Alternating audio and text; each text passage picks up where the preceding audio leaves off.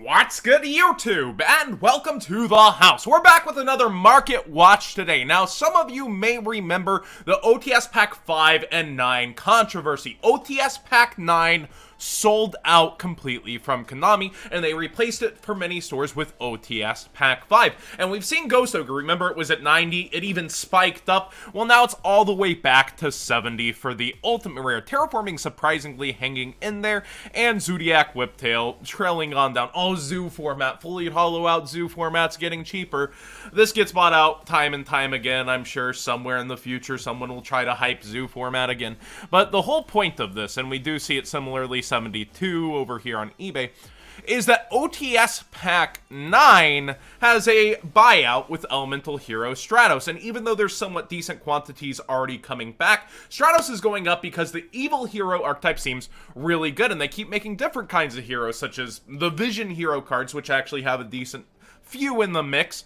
So I think with OTS Pack 9, it's something to do is look through and see what else may continue to go up in the future. Super Poly's kind of at its price point to where I think it's solid at $10. That's freaking good for a pull. And Sekka's Light is one that I could see continuing to go back up over time as more Sekka's Light kind of builds and decks come forward in the future. So there are things to look through at OTS Pack 9 right now. Relatively cheap and decent pickups. We already know Imperial Order is getting another printing though, but something you should probably have for the national season.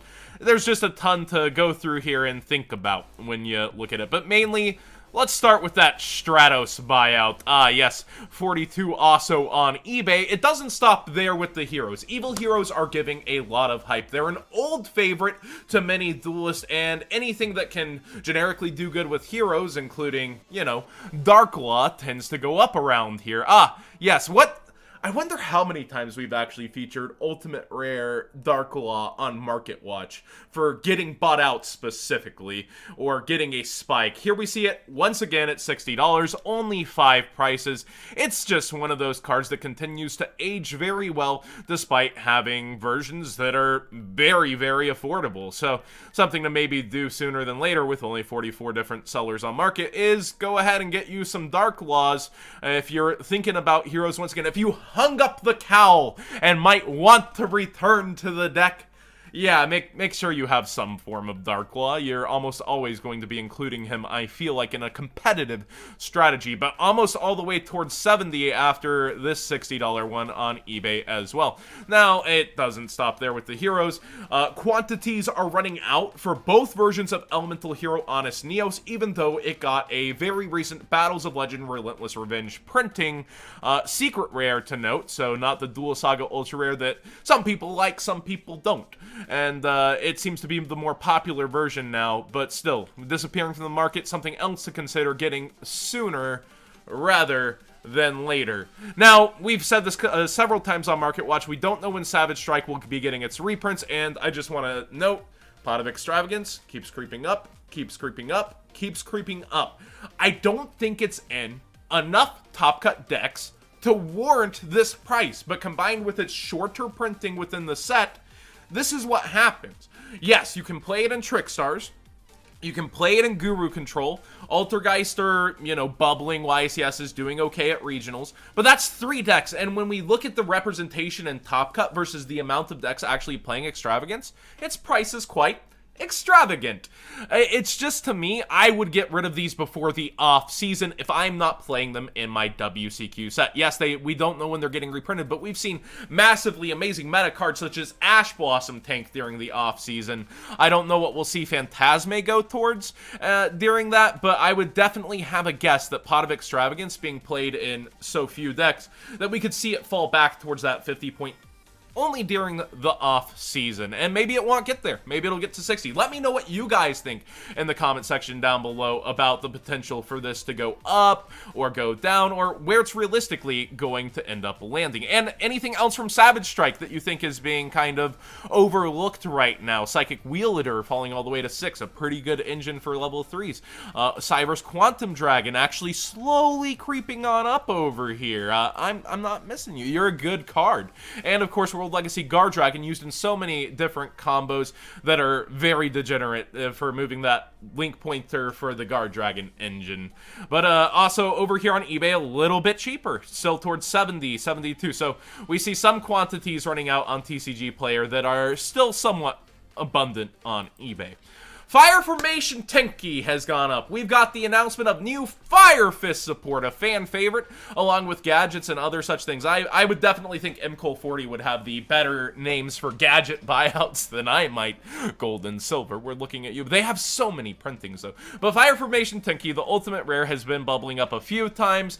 When Wuna Whites won their YCS, definitely got a little spike there, so it had a pre-buyout, pre-buyout for this buyout, so it wasn't as hard to get the quantities up and spiking, and now we see it all the way towards $60 freaking dollars. There are different versions.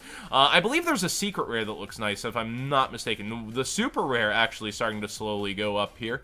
Another super rare. Are there two different super rares? The Secret Forces FFSE Fire Fist Special Edition. There was specifically a Fire Fist Special Edition. Where did I miss this?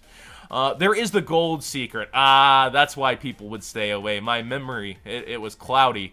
Gold Secret. But it also has a decent $2 price point. So maybe you have some cards that are worth a little more than you might have thought, or some considerations to hold on to in the future.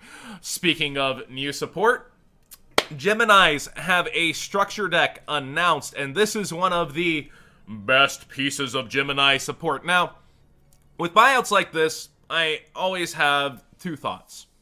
One, Konami does a really good job with their reprints, and whenever they're going for a specific kind of thing like Geminis in a structure deck, I don't think they'll be missing something like Catalyst Field that is so good. Each turn, one level 5 or higher Gemini monster you normal summon can be summoned without tributing. During your main phase, you can normal summon a Gemini monster in addition to your normal summon or set. So this is a huge piece of work for Geminis and Gigaplant, etc., Illblood, whatever you may have it, and it's a field spell, so it's searchable. I just don't think it will be missing a reprint from either the structure deck itself, or an OTS pack, or a side set, with how Konami is on the ball lately.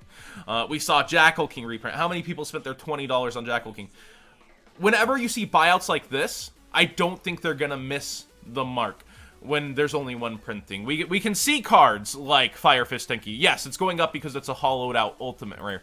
But a card like Catalyst Field, it's gonna see its way into the reprint cycle, I would personally think. But let me know in the comment section down below what you think. Is it smart to go ahead and grab it, like, say, when it was $2, highest rarity? I would agree with that. Like, sure, I would have bought it.